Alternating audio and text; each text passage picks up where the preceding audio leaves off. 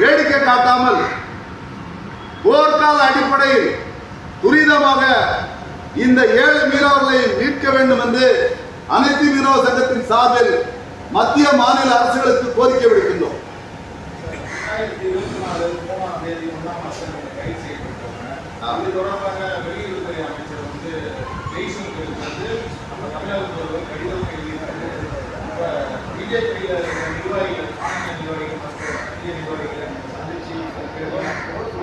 Sir 23/12/2023 இவங்க கைது செய்யப்பட்ட உடனே ஜெயில இருந்து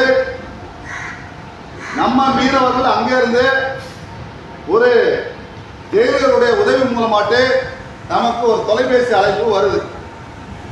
அதில் தான் அவங்க சொல்றாங்க, இந்த மாதிரி நாங்கள் வந்த படகை எல்லை தாண்டி வந்ததா எங்களை கைது செய்து மலர் கராச்சி சிறையில் நாங்கள் இருக்கிறோம்னு சொன்ன உடனே உடனடியாக மத்திய அரசுக்கு நம்ம மனு கொடுத்தாச்சு, கலெக்டர் கொடுத்தாச்சு, ஏற்கனவே சொன்னோம் சிஎம்க்கு எல்லாருக்குமே நம்ம கொடுத்தாச்சு.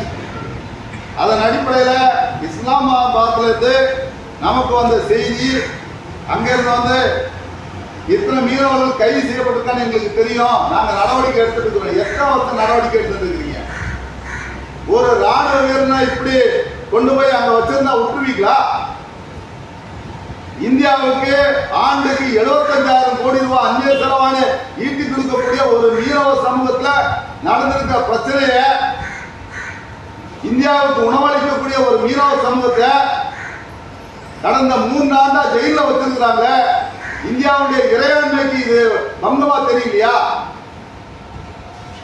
இந்திய மீனவர்களை அங்க சிறைபிடித்து வச்சிருக்கிறாங்க, அது இந்தியாவுக்கு தலைக்குறிவா தெரியலையா? ஓட்டு நேரத்தில் மட்டும்தான் நாம மீனவருடைய ஓட்டை கவர்றதுக்காக மீனவருடைய நண்பர்கள் சொல்றீங்க, கொண்டு வாங்க, மீட்டு கொண்டு வாங்க, பாதிக்கப்பட்ட குடும்பங்கள் இதோ இருக்குது, இவங்க என்ன பதில் சொல்ல போறீங்க? அதே போல தமிழ்நாடு அரசு மிகப்பெரிய இருட்டடிப்பை செய்து கடந்த 8 வருஷமா